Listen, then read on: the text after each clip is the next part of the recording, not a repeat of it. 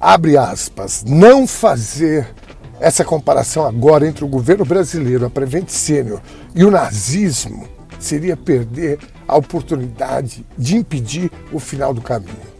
É melhor não deixarmos para fazer a inevitável comparação quando for tarde demais. Fecha aspas. Isso é um texto do artigo da Natália Pasternak e do Michel German, publicado na Folha de São Paulo, de domingo, hoje, 10 de outubro. Bom, nós precisamos falar sobre isso. Bora lá?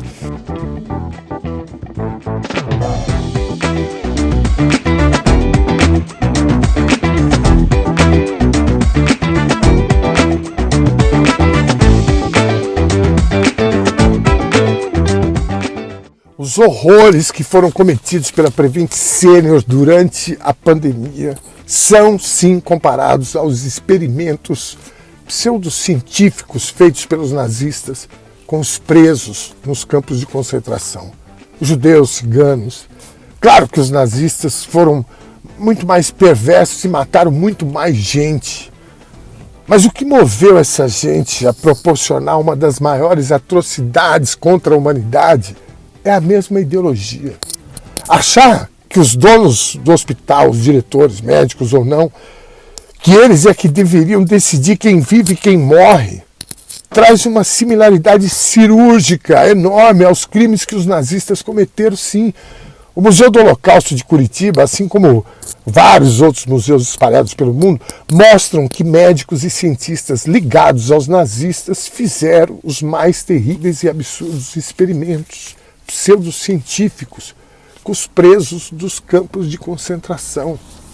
Além do simples extermínio, e que esses experimentos se davam em 3 categorias. A primeira delas era para ajudar os soldados alemães para que eles pudessem sobreviver aos desafios da guerra.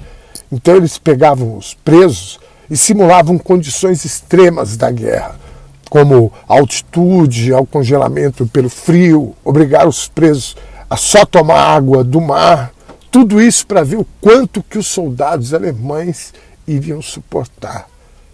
Era esse tipo de experiência que eles faziam com os prisioneiros. A segunda categoria, segundo os historiadores e os museus do Holocausto, era também de uma crueldade inimaginável, mesmo para aquela época, que era o seguinte: com a intenção de desenvolver medicações e também métodos de tratamentos para os soldados alemães feridos na guerra, eles infectavam os prisioneiros para testar medicações, soros, gases tóxicos contra a malária, febre tifoide. Pensa, gente, vocês percebem o nível de perversidade? Bom, e a terceira categoria que os nazistas usavam era para confirmar a suposta inferioridade racial dos judeus e ciganos. E que os caras faziam? Esterilização em massa. E ainda, segundo os historiadores, o programa Action T4 tinha a colaboração de médicos e cientistas para exterminar as pessoas portadoras de deficiências físicas e pessoas com distúrbios mentais. O que a gente vive aqui no país pode ser diferente, mas os princípios e a falta de respeito pela vida humana são exatamente iguais.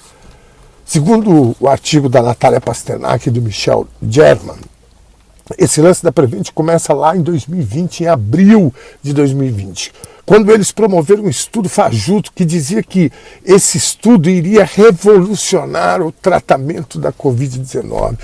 O problema é que existiam contradições éticas nesse estudo. Metade dos pacientes não sabia e nem autorizou que se fizessem estudos com eles. Além da metodologia usada no estudo ser completamente duvidosa e questionada, não por mim, mas pela comunidade científica mundial. Naquela altura, na verdade, o que se queria era disseminar o uso do Covid por uma questão de marketing e de apoio à ideologia do governo Bolsonaro. E depois dessa barbaridade, eles começaram a exigir que seus médicos passassem a prescrever o uso dessas medicações consideradas nocivas e ineficazes no combate ao Covid-19. E, de novo, sem autorização dos pacientes. E para fechar, para ficar pior ainda, eles começaram a esconder a causa das mortes no atestado de óbito. Notaram alguma similaridade com o que fizeram os nazistas? As pessoas foram cobaias, sem o consentimento, nem deles e nem da família. Só não eram prisioneiros como as vítimas dos nazistas, mas foram feitos de cobaia para experimentos, sim. Manaus sofreu o mesmo processo de cobaia, de experimento. A cidade inteira foi cobaia da tal imunização por rebanho, defendida pelo governo Bolsonaro. Que diz o seguinte: morre quem tem que morrer, ou seja, os fracos, os velhos, os doentes, que morram. Isso é eugenia. Vejam, em 1946, no meio de um monte de julgamentos dos criminosos nazistas, teve o julgamento dos médicos, né, que ficou conhecido como o processo dos médicos. Isso foi numa cidade alemã chamada Nuremberg. Depois que foram reveladas essas barbaridades que parte dos médicos alemães cometeram. Sabe o que aconteceu? O mundo civilizado entendeu que precisaria criar diretrizes éticas em pesquisas com seres humanos. E aí, em 1947, saiu o Código de Nuremberg, que serviu de base para mais tarde se criar a Declaração de Helsinki, pela Associação Médica Mundial, que diz que nenhum ser humano pode ser submetido a um experimento sem a sua autorização e que nenhuma busca científica pode se sobrepor à vida humana. O Holocausto é um divisor de águas no século XX, por várias razões. E uma delas é justamente o limite bioético na prática médica e científica. E o que a gente viu na Prevent Senior? A gente viu uma coisa estarrecedora. Várias pessoas fizeram com maior naturalidade essas questões. E a participação do governo federal, além do silêncio do Conselho Federal de Medicina. Outro fato curioso é a reação dos médicos, ou melhor, a falta de reação dos médicos, que poucos deles reagiram. Agora, e eu concordo com a Natália Pasternak e o Michel Germain, que escreveram esse artigo que eu estou refletindo aqui com vocês. Eu concordo que é difícil para a classe médica reagir quando você tem um Conselho Federal de Medicina aparelhado por bolsonaristas, além dos médicos fanáticos comandando essas equipes aí da empresa, da Prevent Senior. Realmente é difícil.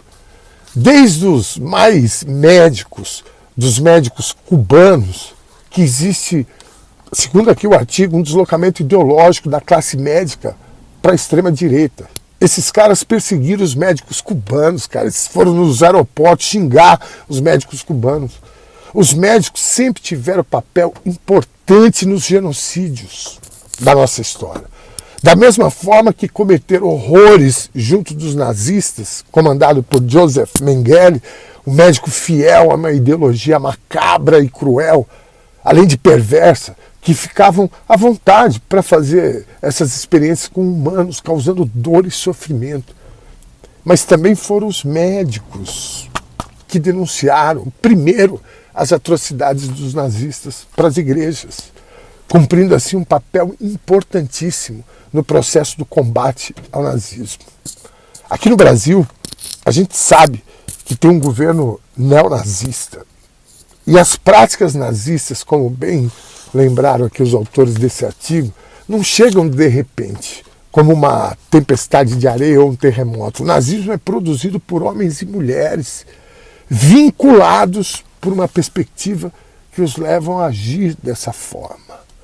Eu adorei o artigo da Natália Pasternak e do Michel Germain.